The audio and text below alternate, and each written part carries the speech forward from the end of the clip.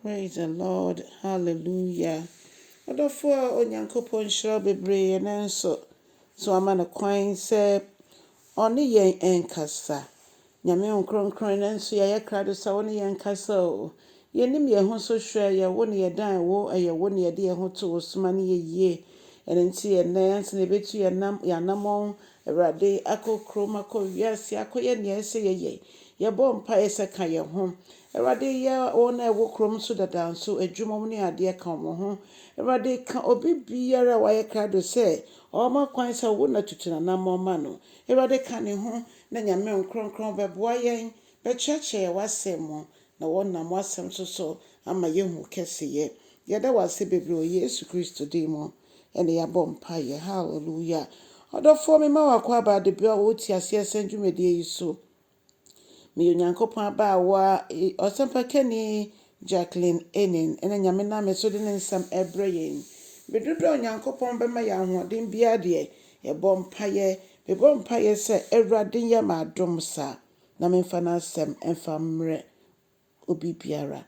Yɛbɛfɛ yɛkenka nsɛm afi Timoteo nwoma a yɛdi kan yɛti baako ne yiyɛ mu 12 kɔsi 17 na Paulo ɛda Kristo Yesu ase sɛ ɔno na wama na ahoɔden a ɔde yɛ adwuma a ɔyɛ. Yɛn nyinaa yɛnim Paulo dwumadi a na ɔdi ansa na Kristo Yesu ɛfrɛ no. Ɔse Kristo Yesu ebu mu nokwafoɔ ɛna ɔde ne dwumadi ahyɛ me nsa sɛdeɛ me ne wo nso a yɛafa Kristo Yesu yi webu yɛ nokwafoɔ de n'adwuma ahyɛ yɛn nsa. Ɔse na nka me deɛ nka Kristo din na mesɛyɛ na mmea mefi me pɛ mu na me de ɔtaa kɛseɛ metaa Onyankopɔn akyidifoɔ. Nanso Onyankopɔn mmɔbrɔhunu ɛdɔɔso.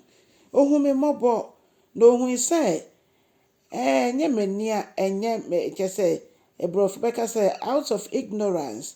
Sɛ na nka menim nea meyɛ a nka menyɛ nanso na menim sɛ meyɛ nea ɛyɛ nso sɛ na ɛyɛ Onyankopɔn akyiwadeɛ. Ɔse Nyankopɔn ne mmɔbrɔhunu no ɔdɔɔso wɔnya ne ho wɔ mmɔbrɔhunu. Ɛnte saa nka me ne wo nyinaa di ho adanseɛ sɛ nka ne yɛkɔ so wɔ wiase yi mu yi me ne wo a yɛyɛ nnipa pɔtɔ da bia na yɛyɛ ahomete.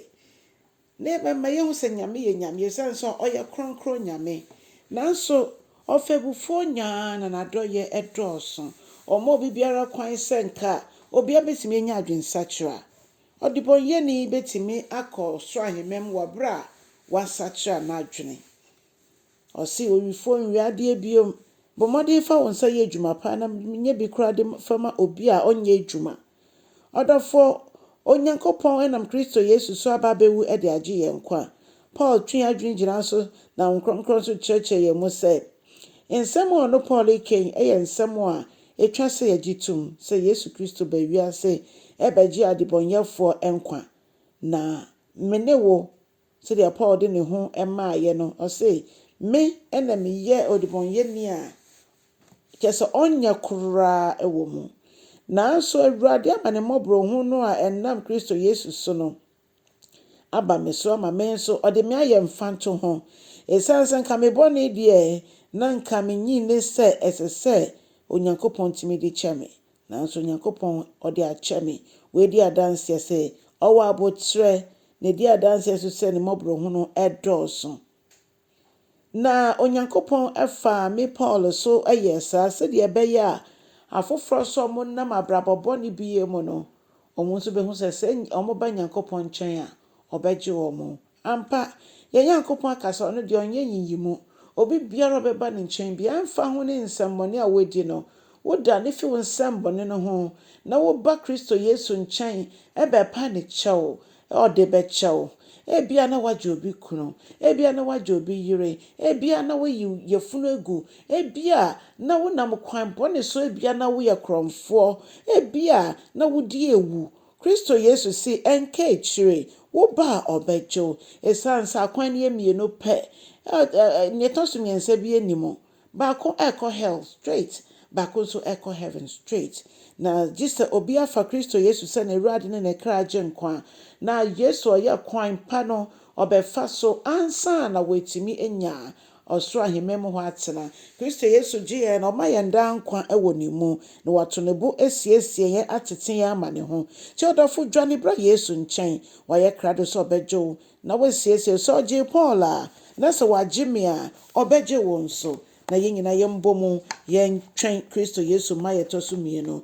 Ɔdɔfoɔ kyɛ asɛm yi ɛsiane sɛ dodoɔ no abɛhia asɛm yi na gye obi fi hell. Na yɛn nyinaa yɛ Kristo Yesu yi ne ho adi a yɛn mu biara nyɛ ɔyere aba na mmom yɛnya abotire a ɛsɛ yɛbu nkonta pa a ɛsɛ. Onyame nhyira wo na so aba wɔ da yi mu ma no kwan na ɔno ankasa ndi w'anim wadi frɛ no ofi bɛ nyinaa mu.